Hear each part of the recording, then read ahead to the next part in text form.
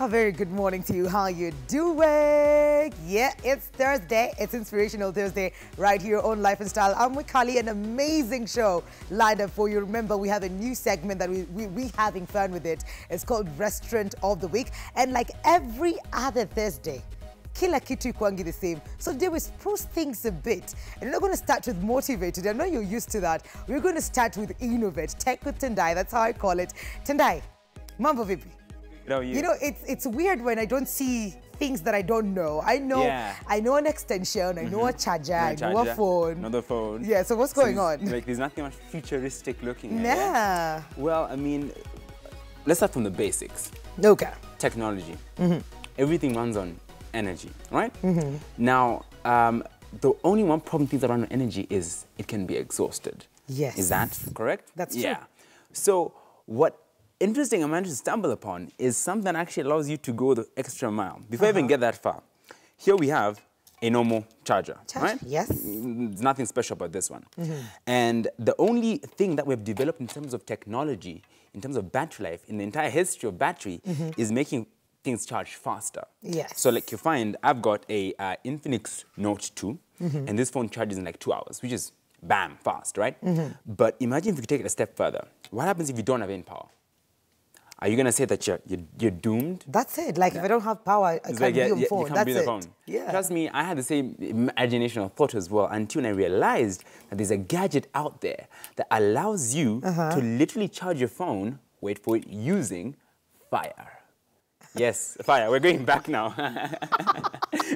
Wait a minute. So you're telling me, Mwikali, yes, I can charge my phone using fire? Motto. It's a very interesting piece of technology, actually, because you'll find that you literally, all you have got to do is just stick a certain portion of the machine to fire. To fire? Yes, yes. The machine, actually, it's called Gico Power. Gico Power. Gico Power, guys. I mean, even the name sounds pretty cool. I know, yeah, it does, but cool. oh my God. So literally, that's all it takes. It just has a small rod which you actually heat up, literally like, you know, you set it on fire. Yes. Using anything that can combust. You can be outside, do camping, you know. And once you put that rod into the fire, it translates that heat energy into electricity energy. And just like that, boom, you can charge your phone, you can light up light bulbs, you can charge your power bank. But I will need the whole wiring done and stuff like that. Well, no. It's a small gadget, actually. It's tiny. In fact, it's small. It's very tiny, small little gadget. All you got to literally do is go to your stove, you put that extension where the gas burner is, and you just plug in the cable. Your phone is charging. That's it. So you can imagine how it's useful for guys who don't have access to electricity. Yeah. Extremely useful, and people are actually already embracing that. Imagine that, yeah. I will never underestimate you, Tendai. Just because you don't have anything futuristic over here doesn't mean you don't have something. It's definitely. I mean, because when I got to hear about this, I'm like, that's pretty interesting. Now, look at the applications in making it used. Like you're out camping, you know? Yes. You're in the forest, there's no electricity. You still want to use your phones, or you need torches because who wants to be... You know, no, you don't want to be in the dark without a torch. Exactly. So this same thing, easy. You're there, you're singing Kumbaya, your fire is there. Just light it up, and you can charge your phone. But again, it's electricity. So even in rural areas, they use lots of fire and wood, and now they can just capitalize on this. So it's just not fire anymore. It's just not fire. You're able to use that energy, which is just going. You know, because they'll always cook, right? Yes. It's just a matter of plug it in and you have electricity, which is just great, really. How long does it take, though? Well, now that specification is more on the company, which might actually get to be answered, maybe able to answer all our burning questions on it. But the main big deal here is that we're using fire to, you know... I know, that's huge. It's funny, because we're going back. We're going back in technology. I'm wondering, why didn't they discover that then? They before, you know? We wouldn't be paying KPLT. We'll probably not. We were there with fire, blowing and everything. So that's exactly what it is. So, yeah, I'm really hoping that guys get to figure out which ways, in which scenarios, you get to actually use this piece of technology, you know. But, generally, if you look at it in a... really sorry, my mic is gone. There you go. There we go. But generally, if you look at it from a point of view of beneficial, not even just technological leap, but how it can be implemented. Because imagine if this can be done on a small scale, that means it can be done on a bigger scale. On a bigger scale. Yeah. So you'll find you can supply using, it's almost like how trains work using charcoal. You get what I mean? So you can supply a huge community which using just heat energy. And I can imagine we had a car in studio. Yes. An electric car. Just last week. So Well, we don't need those charging ports anymore. I just need. You're just there, I just lighting up the need fire. this gadget, And you're good fire, to go. and I'm good to go. And you can charge your power banks and like everything, even light bulbs. Literally, you can put a fixture direct.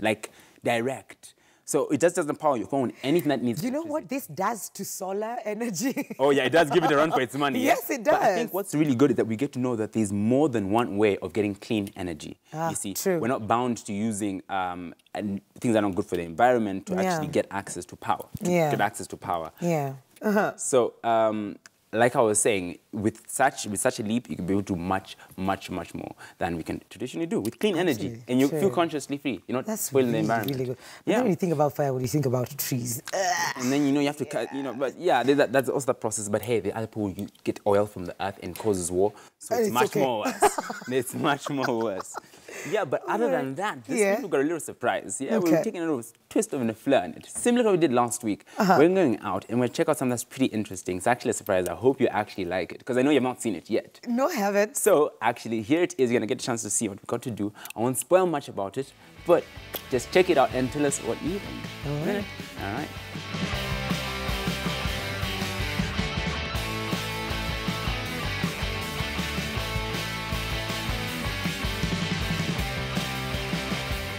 I'm Mark Savage. I've been in Kenya for 60 years, but I've been on this site here for 23 years when I first started doing whitewater rafting tours.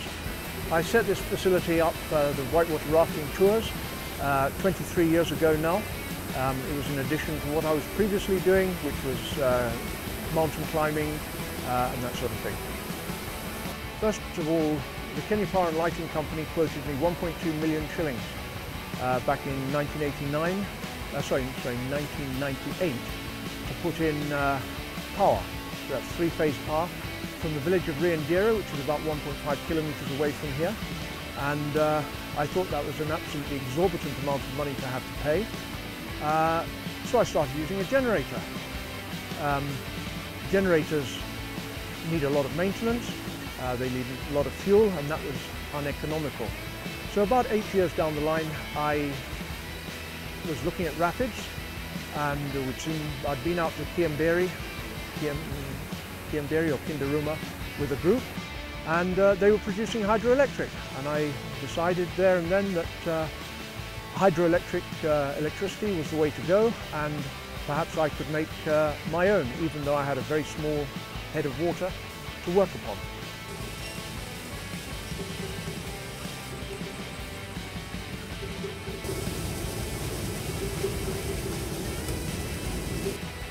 That's what triggered you to think about it. Yeah. This system here is a very inefficient system, but it's designed for very low heads of water. We've only got, normally we've only got about a 60 centimetre head of water to operate on, and when I was checking up on the internet to find out whether it would be possible to do it, everybody told me no, it can't be done. I couldn't believe this. Because if you have to pump water, even a 2-foot head, it requires a lot of energy. So if you've got water falling through a 2-foot head of water, it's losing energy. So I did my level best to harness it, and after 5 or 6 experimentations, I've eventually come, that's over a period of about 4 years, I've eventually come to what you see behind me now. The system works by water falling into, shall we say, cups. It's a trough attached to a circular rotating drum. There are 40 of them around its circumference, and these fill up with water, and the weight of the water turns the drum. The drum then turns 2 V-belts, which drive fairly small pulley, actually on a ratio of about 1 to 10, and this is directly coupled to what's called a permanent magnet generator, which I bought in the UK, and this produces my electricity. The generators produce 24-volt electricity. It's 3-phase alternating current, which then goes underground to a secure room. It goes through what's called a bridge rectifier, which changes the alternating current into direct current. That direct current then feeds straight into the three-phase electricity, the DC electricity then feeds directly into 540 ampere batteries where it is stored, and from the storage there it goes into an inverter which produces 240 volt current, normal Kenya power and lighting current to the whole of my camp. All the power from here, I have to operate one freezer, which obviously if I've got groups coming down here just for the day, they require their barbecue, so we keep the meat in there. And at night, the whole camp lighting is provided by the inverter. Lighting, one TV if I have British Army groups here, and the freezer, that's all. Yeah, the total consumption on the camp is probably in the region of about 200 amperes per day. It saves me a huge amount of electricity. If you have to wind the generators up, if you need to do maintenance, if you need to oil or grease the bearings, if something breaks, you have to do it. And the other thing is that the water levels vary. So you will notice on the middle compartment that there are a lot of pieces of timber have been put in to a slot. The main turbines themselves also have 4-inch timber planks that you put in or take out, depending on how high the water is. It just controls where the water is entering the turbine. Basically, I only need a 4-inch, 10 centimeter layer of water from the top entering the turbine. If we had it entering at the bottom of the turbine, it would produce no power at all. So we enter it at the middle of the turbine and it produces power. So I've had the system now operating for about 6 years. The biggest expenditure is on V-belts. They seem to last probably about 4 months each. Bearings, maybe I replace them once every 2 years.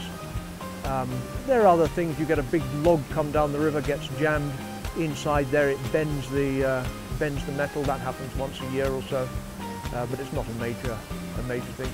I mean, once the unit was manufactured and put into place, it requires very little maintenance. The actual cost of the concrete works was probably about 100,000 shillings, and each turbine, the actual fabrication of it, which I do myself, is about 25,000 shillings. Then you've got your generator, which has to come from the UK, is probably, they're about 220 pounds now in the UK. But once they've landed at Jomo Kenyatta Airport, you can add on another 50–60%. I would think that the average person, if you've got a slightly larger head of water, a smaller river than what we've got here, and you could feed the water in at the top of your turbine, you would require 2 walls and a concrete slab, which is probably going to set you back about 20,000 shillings at the most. And then you should be able to do the whole thing for under 100,000 shillings. And then you've got electricity for the next 5 or 6 years. This is a big camp, so one unit like what I've got would produce enough power for probably about 4 or 5 families. So if every family was to produce 20,000 shillings, you've got your whole operation set up on that side. You do of course have to buy your inverter, although if you want to use 24 volt electricity for your television and all that, you can do so. You can put in 24 volt, 12 volt lighting if you want to. That could also produce 12 volt electricity if I wanted it to. You know, this is probably experiment number 6. I tried with bigger water wheels, which were unsuccessful. I couldn't speed the wheels up fast enough to drive the generator.